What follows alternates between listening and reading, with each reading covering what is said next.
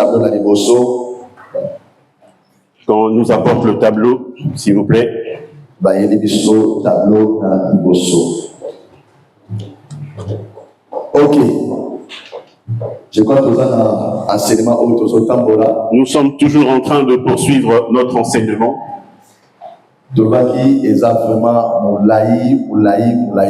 Et nous avons dit que c'est un long enseignement. Donc,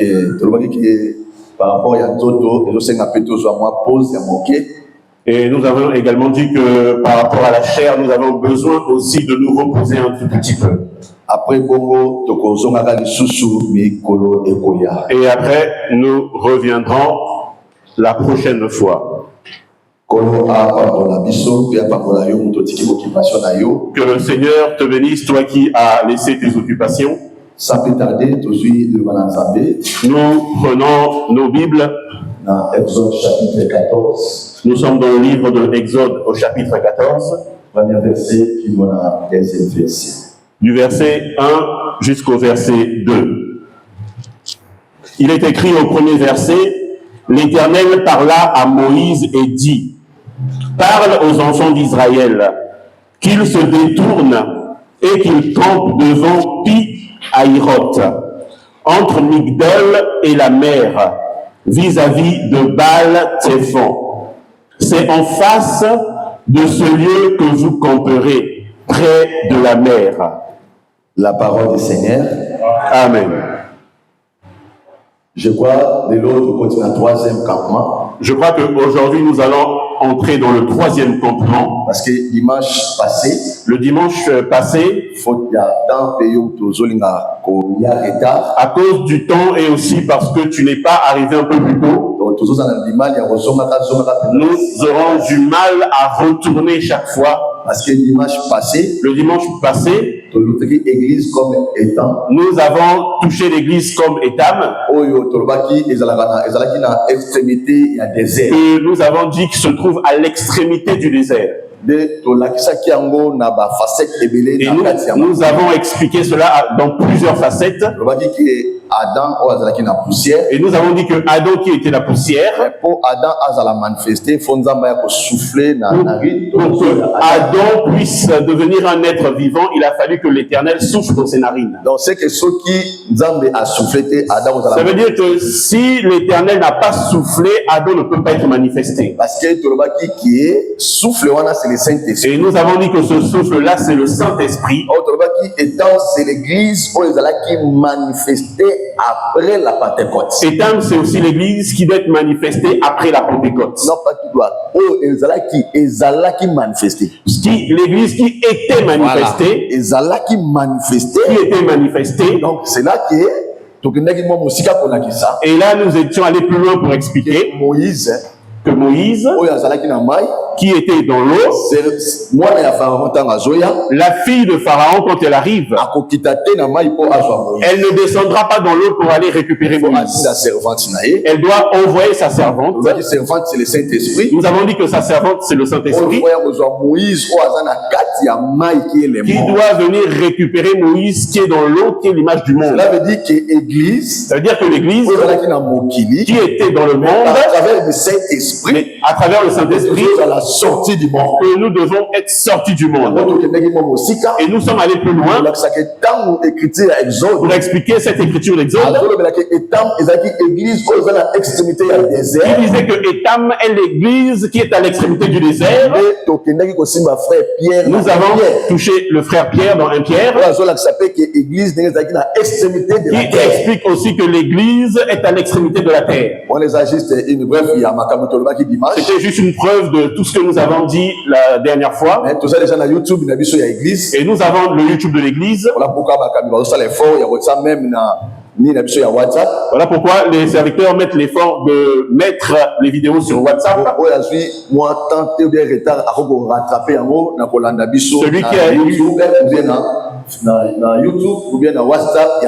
Celui qui a eu un retard peut se rattraper via le YouTube ou le Facebook de l'église. Et aujourd'hui, tokoti na troisième campement. nous allons toucher le troisième campement. Tozomona eza ya Pi-Hahiroth. Il est question ici de Pi-Hahiroth. Pi-Hahiroth eza nini? Pi-Hahiroth, qu'est-ce que c'est? Pi-Hahiroth ezali comme un champ.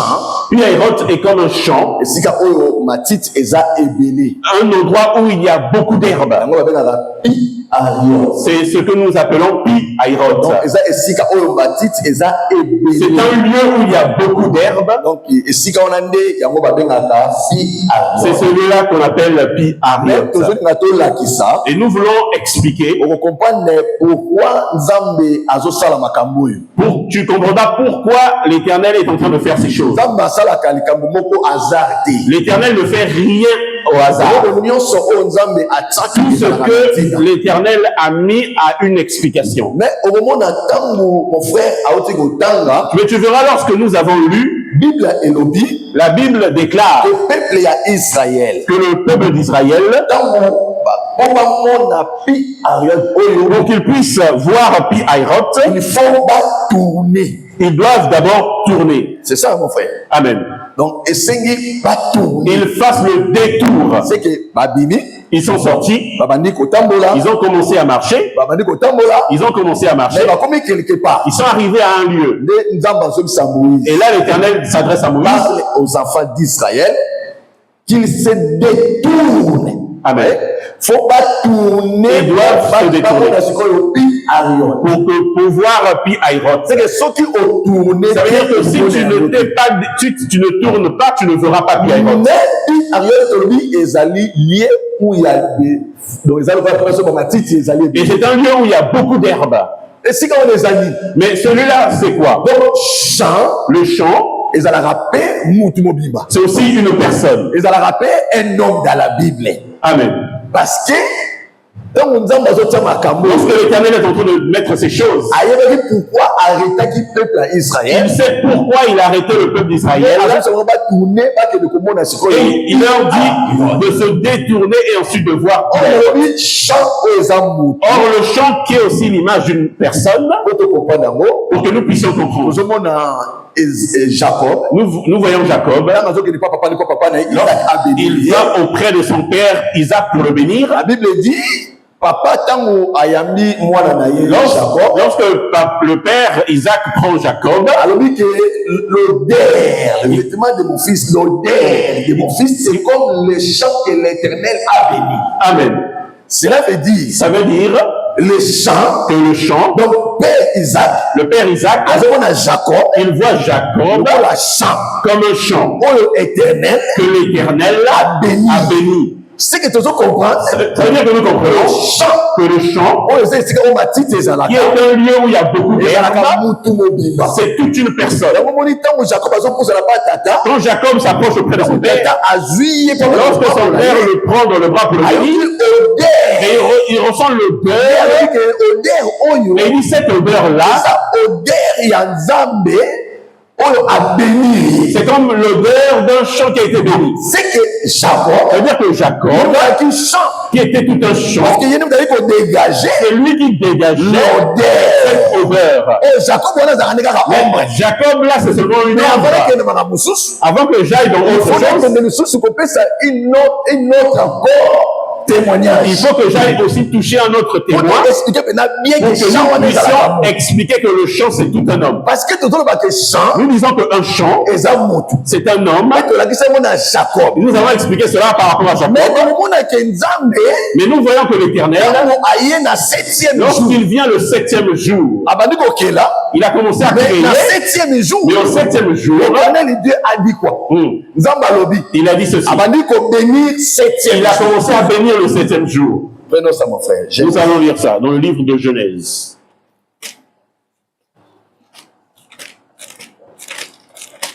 Genèse chapitre 2.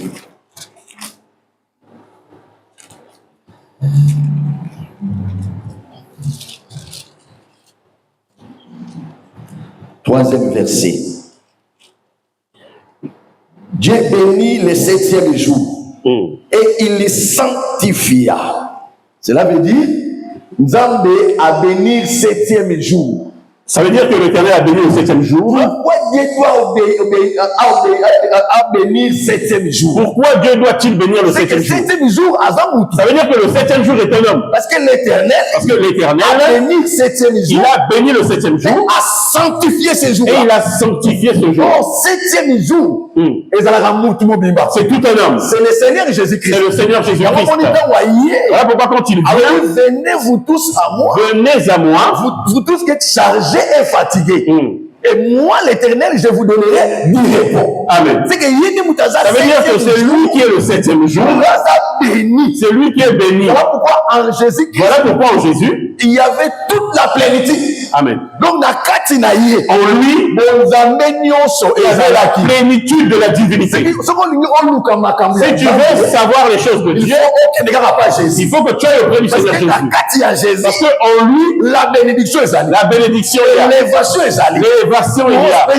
La prospérité, la guérison aussi. Tout ce que tu peux chercher se trouve auprès du Seigneur Jésus. C'est-à-dire qu'en dehors du Christ, tu n'auras rien.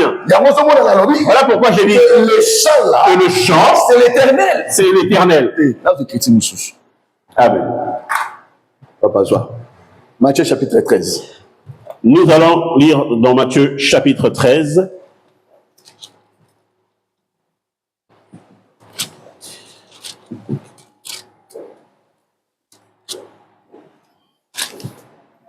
Matthieu chapitre 13. Je crois que c'est en 44. T'en as 44. Si j'ai bonne mémoire. Chapitre 13, Matthieu chapitre 13. Au verset 44, il est écrit: le royaume des cieux est encore semblable à un trésor caché. Voilà, c'est ça.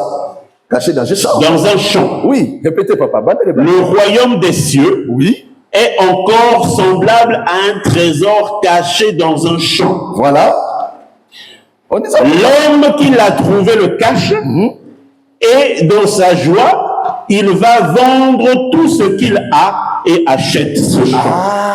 Le royaume des cieux est semblable à un trésor caché dans un champ. Amen. C'est que le trésor, ça veut dire que le trésor, c'est le royaume des cieux. C'est ça le royaume des cieux. Mais le trésor, on a caché. Mais ce trésor-là est caché dans un champ quelque part. Dans un champ quelque part. On a trésor. Pour que tu vois le trésor, il faut que tu puisses parcourir le champ. Ou encore la fenêtre, que tu trouves où se trouve le trésor. On a déjà que le champ, c'est le Seigneur Jésus. Que le champ, c'est le Seigneur Jésus. C'est qu'en Jésus-Christ, ça veut dire qu'en Jésus-Christ, il y a trésor. Il y a le trésor. Mais ce trésor, c'est quoi? C'est la divinité. Qui est comme Jésus-Christ. Je suis allé là on a expliqué pour que je puisse expliquer que le champ, c'est le Seigneur Jésus-Christ. C'est lui qui cache toute la plénitude de la divinité est en lui. Mais pour que tu vois ce trésor, il faut que tu cherches dans le champ. Je bénis le Seigneur. Amen. Parce que ce champ a caché le trésor. Pour que tu aies le trésor, il faut que tu le cherches. Il faut que tu cherches. Si tu le cherches, c'est là où tu le verras. J'ai compris par là. Si le champ, et ça, Seigneur Jésus, c'est le Seigneur Jésus. C'est que le champ aussi, ça veut dire que le champ aussi, c'est aussi des Écritures. Amen. C'est aussi des Écritures. C'est aussi des Écritures. Parce que pour voir un trésor, il faut parcourir. Il faut que tu parcours. C'est que trésor. C'est quoi le trésor? C'est l'explication. C'est l'explication. Pour l'explication. Pour avoir l'explication, il faut parcourir. Il faut que tu parcours. Quand tu as la jeunesse. Que tu entres à Genèse. Quand tu as la Exode. Que tu entres à Exode. Quand tu as la Nombre. Que tu entres au Nombre. Quand tu as la Lévitique. Que tu rentres à Lévitique. Quand tu as la Habakkuk. Que tu rentres à Habakkuk. Trouver le trésor qui est caché. C'est ceux qui ont parcouru la Bible. Si tu ne parcours pas toute la Bible, on trouve trésor. Tu ne trouveras pas le trésor qui est caché. Que le Seigneur nous bénisse. J'aimerais dire le champ qui est caché, les trésors, il faut y embarquer. Il faut que tu saches que dans ce champ-là, il y a un trésor qui est caché là-bas. C'est que pour moi, le trésor, quand tu vois le trésor, il faut seulement que tu parcours.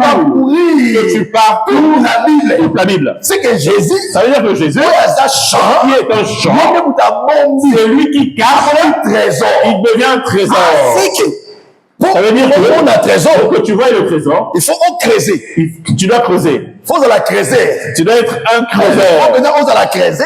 Il faut que tu sois un creuseur. Tu creuses. Tu commences à chercher là où se trouve le trésor. Voilà pourquoi je dis que les Écritures, c'est aussi tout un champ qui cache un trésor. Qui est la pensée de l'Éternel. Qui est la pensée de l'Éternel. La pensée de Dieu. Qui est la pensée de Dieu. Voilà pourquoi c'est caché dans les Écritures. Pour que tu vois cela, il faut seulement que tu entres et que tu sortes à Ézéchiel. Que tu rentres à Jérémie, que tu sors à Apocalypse. Il faut que tu commences à chercher. Il faut que tu creuses. Un ministre de la parole. Un ministre de la parole. Un serviteur. Ceux qui lui prêchent la parole. Ceux qui prêchent le prédicateur. Il doit être capable de creuser la parole. De trouver le trésor. Si tu as eu le trésor, c'est là où tu le feras toi. Que le Seigneur nous bénisse. Que le Seigneur nous bénisse. Est-ce que tu sais comprendre? C'est que je suis venu ici pour expliquer que le chant, c'est le Seigneur Jésus. C'est le Seigneur Jésus-Christ. C'est lui qui, en lui qui cache le trésor. C'est lui aussi qui est la forêt. C'est lui qui est toute la forêt.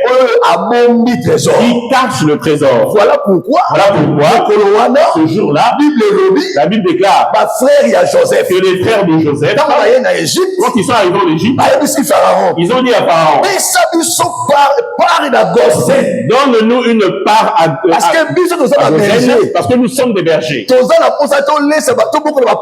avons besoin de prendre soin de notre brebis. Nous avons besoin du pâturage. Étant donné que nous sommes des bergers, nous avons besoin de nourrir notre pâturage. Genèse 47. Chapitre 46. Non, Genèse 47. 47. Ok. Nous avons à 47. Ok. Qui est dans la troisième de quatrième. On les a, on a dit. Voilà. Oui, c'est ça. Troisième. Au verset 3. Il est écrit, Pharaon leur dit, oui. Quelle est votre occupation? Ils répondirent à Pharaon, tes serviteurs sont bergers comme l'étaient nos pères. Ok. Ils dirent encore à Pharaon, nous sommes venus pour séjourner dans le pays parce qu'il n'y a plus de pâturage pour les brebis de tes serviteurs. Voilà. Car la famine s'apaisantit sur le pays de Canaan. Permets donc à tes serviteurs d'habiter au pays de Goshen. C'est que les bergers, ça veut dire que les bergers, qui sont les frères de Joseph, ils sont venus demander au Pharaon d'avoir une place à Goshen. Ils ont dit, nous sommes les bergers. Le berger, il doit chercher où se trouve le champ. C'est tout un champ. Un endroit où il y avait beaucoup de ils vont seulement chercher à aller à Goshen. Ils iront nulle part ailleurs. Il faut seulement aller à Goshen. Mais écoutez ce qu'ils disent. Nous sommes des bergers. Nous avons des brebis. Et nous devons avoir un lieu où nous allons nourrir nos brebis. Marie, quand elle a donné naissance, elle avait eu la révélation. Ce n'était pas que Marie, elle a pris le Seigneur. Elle l'a laissé à la crèche. Parce qu'elle avait reçu la révélation. Et cet enfant-là, c'est la nourriture des brebis. C'est la nourriture des brebis. Les brebis doivent manger. Voilà pourquoi Marie, quand elle a pris Jésus, elle a laissé à la crèche. Quand elle a laissé à la crèche, et venez avec les brebis. La nourriture est arrivée. Voilà pourquoi les bergers là, ils sont venus au Père Pharaon. Nous devons se marier à Goshen. Pour que les brebis puissent Jésus, c'est lui la nourriture. Et les brebis doivent manger. Et nous croyons que dès que nous sommes ici, nous sommes des brebis. Et que nous devons manger Christ. Parce que nous, tel que nous prêchons, nous mangeons par l'oreille. Voilà pourquoi nous mangeons pas. Nous mangeons pas. Quand je suis le prêcher, nous sommes en train de manger la parole. Que le Seigneur nous bénisse. Tu as vu Marie? C'était toute une nourriture. Quand elle a pris Jésus, c'est Jésus qui est la nourriture. Quand il a la déposé au niveau de la crèche, on l'a mis dans un berceau. Quand les brebis sont arrivés, ils sont arrivés dans la nourriture là. Amen. Amen. La nourriture est arrivée. Ah bon, ok. C'est pas grave. Et nous voyons que ici, nous devons comprendre que Jésus, c'est la nourriture. C'est la nourriture. Voilà pourquoi ce jour-là, il a dit, celui qui mangera ma chair. Celui qui mangera ma chair. Toi, tu es la nourriture. Pourquoi tu es la nourriture de quand il est arrivé, pour qu'il confirme qu'il est la nourriture, celui qui va manger ma chair. Celui qui va manger ma chair, qui boira mon sang, c'est qu'il est devenu nourriture. Mais ce jour-là, il n'y a que 12 qui ont accès à la manger. Et ça sont, ils sont partis. Mais pourquoi vous ne partez pas vous aussi? Pour que tu manges la nourriture. Il faut seulement que tu sois une brebis. Si tu n'es pas une brebis, tu ne mangeras pas. Tu ne pourras pas manger. Mais regarde ce qui se passe ici. Le peuple d'Israël est sorti. Mais pour qu'ils arrivent à Pi-Hahiroth, ils doivent se détourner. S'ils ne se détournent pas, il ne verra pas Pi-Hahiroth. Il ne le verra pas. Pour que tu le vois, il faut se détourner. Or, Pi-Hahiroth, c'est les champs. C'est aussi un champ. Et nous disons que le champ, c'est le Seigneur Jésus-Christ. C'est le Seigneur Jésus-Christ. Tu comprends que Pi-Hahiroth, c'est le Seigneur Jésus-Christ. C'est le Seigneur Jésus-Christ. Donc, Jésus, que tu vois le Seigneur Jésus, il faut que tu tournes. Nous devons interroger Jean. Il faut interroger Jean l'Apocalypse. Amen. Que Jean, pour voir le fils de l'homme, qu'est-ce que tu avais fait? Jean va nous répondre. Nous sommes dans le livre d'Apocalypse. Amen. Apocalypse chapitre 1. Nous sommes dans Apocalypse au chapitre 1.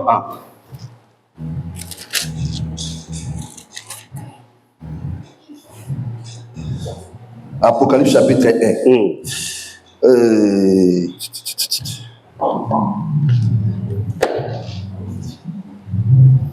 Comment on dit? 12e verset. Au verset 12.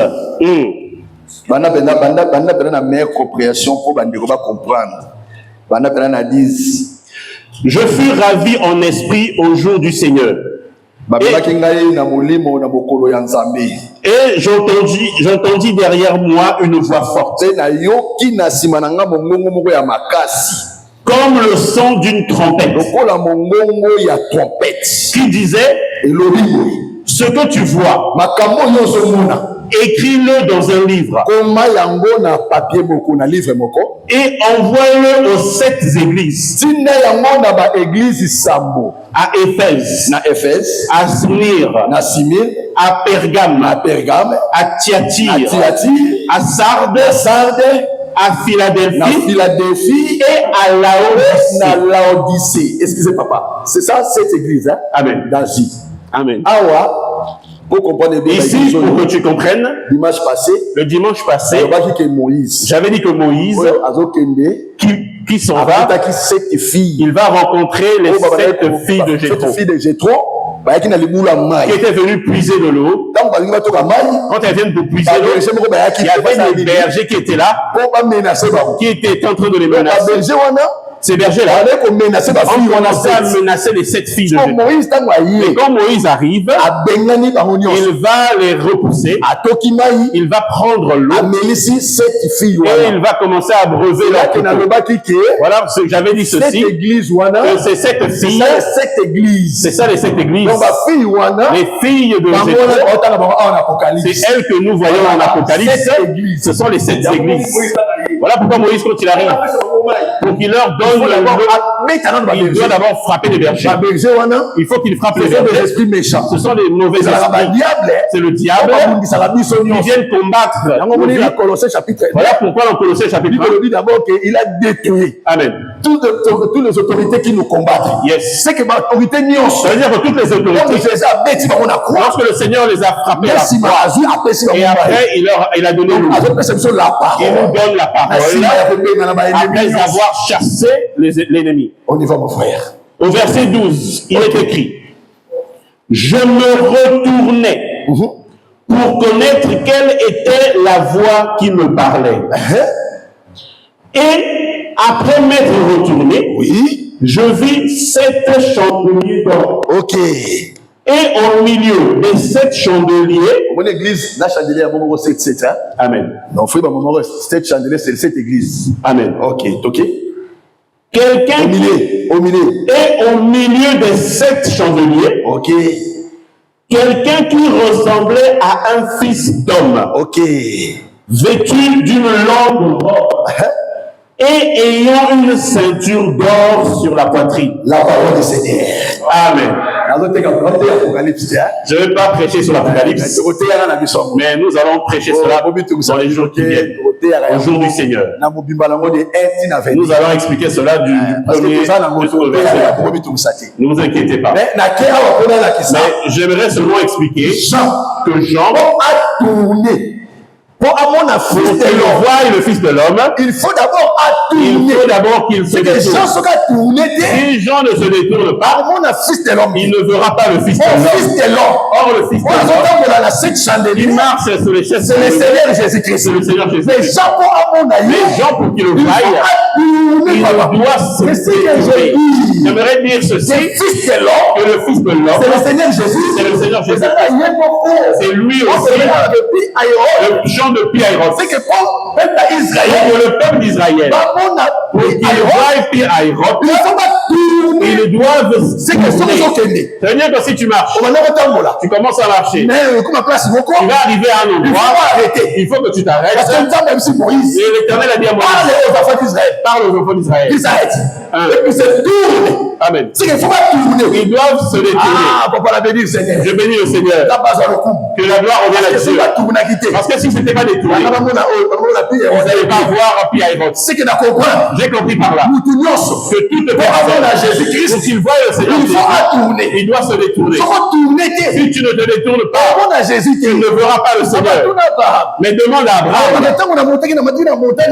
Lorsqu'il est monté sur la montagne de Isaac, avec Isaac, pour avant de tuer l'enfant, il y a une voix qui m'a dit, retourne par derrière. Amen. Regarde le bélier. C'est que bélier, ça veut dire que le bélier, il était derrière. Donc, il ne peut plus tuer l'enfant. Il doit se détourner. Lorsqu'il s'est détourné, là il a vu le bélier. Ah, c'est que bélier, ça veut dire que le bélier, il était déjà là. Mais pour qu'il voit le bélier, il doit se détourner. S'il ne se détourne pas, tu ne verras pas le Seigneur. Tu ne verras pas le bélier. Demande à Moïse. Moïse te dira, lorsque je suis monté à la montagne, pour voir le buisson ardent, que je vois le buisson ardent, la Bible déclare, on a dit à Moïse, par derrière, toujours la cime, toujours derrière. Voilà pourquoi un prédicateur, pour bien prêcher, il doit d'abord retourner en arrière. Amen. Il doit d'abord retourner, mon frère. Amen. Il faut regarder la jeunesse. Il faut que tu repartes à la jeunesse, que tu partes à Bakouk, tu viennes à Esaïe, tu viennes à Jérémie, tout ça, il faut retourner à derrière. Tu dois retourner derrière, pour que tu vois le Fils de l'homme, pour que tu vois le Seigneur Jésus. C'est un prédicateur. Ça veut dire qu'un prédicateur, il ne retourne jamais en arrière. Il n'est pas fort. Celui-là, il ne voit pas du Seigneur. Un bon prédicateur, quand il prend une écriture, il doit se retourner. Il retourne en arrière. Il va commencer à chercher le Seigneur. La démarche qu'il est en train de faire, il entre à Genèse, il vient à Exode, il vient à Lévitique, il vient à Nombre, il vient à Jonas, il vient à Habakkuk. Tout ça, Il est seulement en train de chercher le fils de l'homme. le fils de l'homme. Parce que fils de l'homme, Le fils de l'homme, caché. il est caché. Pour que tu le vois, il faut que tu le cherches. Voilà pourquoi les enfants d'Israël, l'Éternel a fait dire à Moïse, ils doivent tourner. Je bénis le Seigneur. L'éternel est bon. Le Seigneur est bon. Parce que sur la question de la doctrine, Si je rentre dans la doctrine, je dirais ceci. Il faut. Celui qui marche, Il faut tourner. il doit se détourner. Tourner, Or, se détourner, ça rappelle dénoncement aux œuvres. c'est aussi le dénoncement des œuvres. Se détourner, c'est aussi la repentance. Celui qui marche dans la vie de la prostitution, de l'impudicité, il doit l'abandonner. C'est là où il s'est détourné. Il a laissé cette vie-là. Il a changé de direction.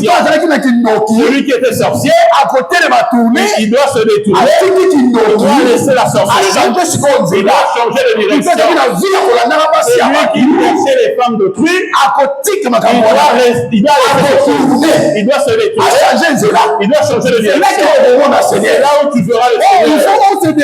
Il faut que tu te renonces. Si tu ne renonces pas, tu continues seulement à mauvaise voie. Là, le Seigneur te frappera. Tu ne verras pas l'Éternel. Dans la marche de la vie chrétienne, il a sorti le peuple d'Israël. Il a dit que la marche du peuple d'Israël, c'est la marche de l'Église. Nous marchons cela. Et tant que nous marchons, si nous marchons dans la rue, de la manière que nous marchons avec les couples, si une femme a fait du mal à son mari à la maison, elle ne rentrera pas au ciel. Il faut qu'elle se détourne. Elle se répand. Il faut qu'elle comprenne que mon mari, c'est le chef, c'est Dieu. Que le Seigneur nous bénisse. Il y a un homme. Il y a un homme. Il est mal à sa femme. Même sa femme ne voit pas son salaire. Elle ne sait même pas là où son mari travaille. Il faut que cet homme se détourne. S'il ne se détourne pas, il n'entrera pas dans le royaume des cieux. Que le Seigneur nous bénisse. C'est ça que nous avons. C'est ce que l'Éternel a dit le peuple d'Israël. Il leur a dit, vous devez se tourner. C'est-à-dire que nous sommes ici. Nous devons faire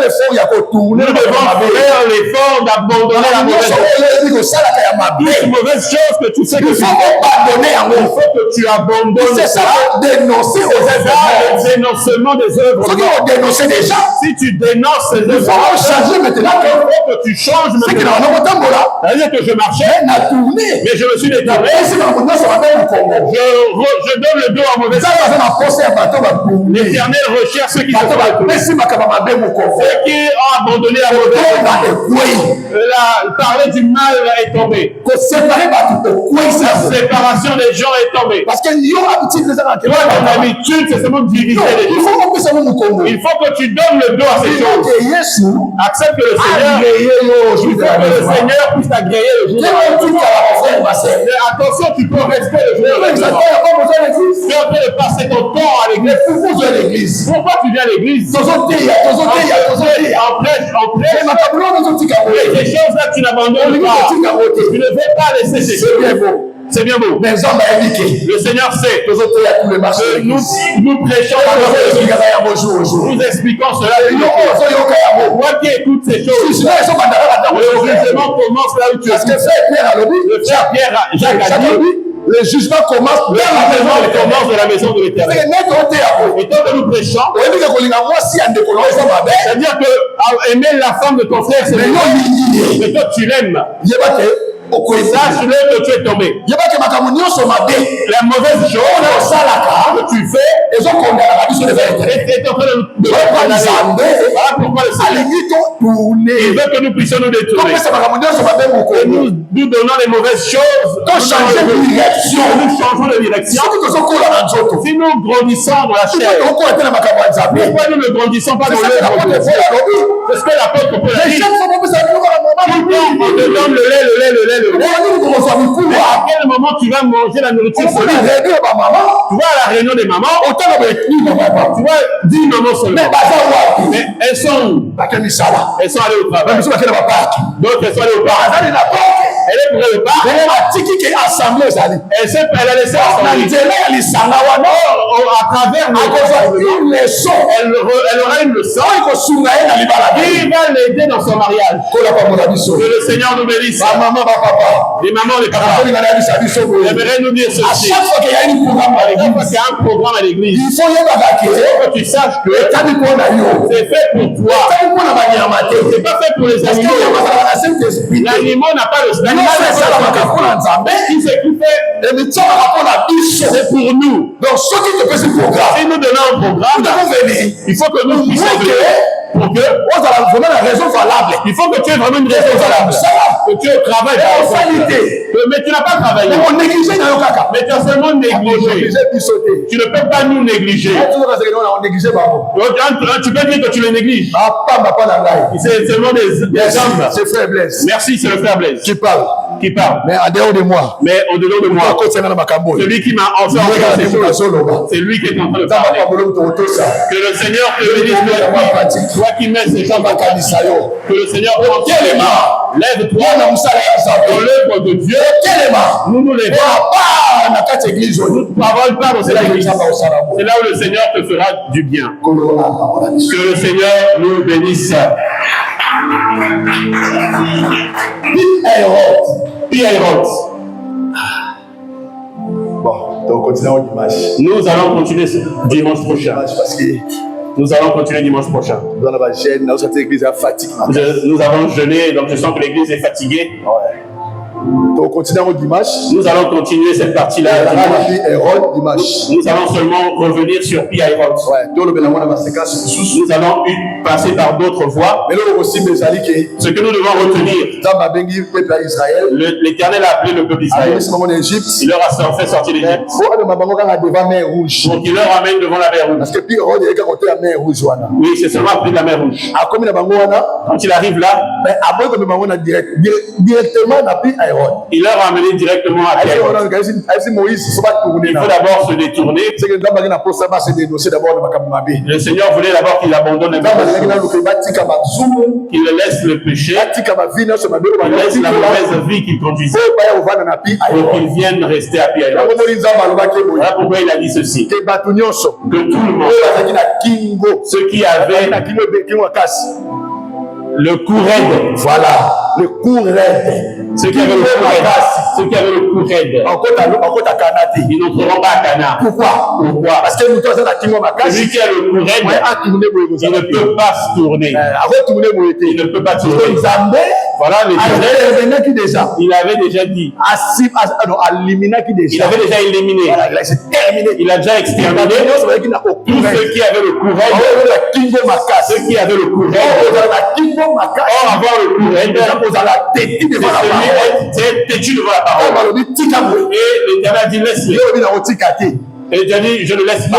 La parole. Le prédicateur a écouté la parole. Toi, tu ne veux pas écouter la parole de Dieu. Tu ne veux pas écouter la parole de Dieu. Ça veut dire que tu es une personne au courant. Tu ne pourras pas. Parce que l'Éternel, il a terminé tous ceux qui avaient le courant. Il leur avait tous exterminés. Voilà pourquoi j'aimerais que l'Éternel nous aide. Que nous n'ayons pas le courant. Mais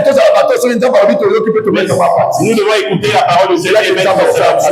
C'est là où il nous fera du bien. La parole du Seigneur. Que le Seigneur nous bénisse.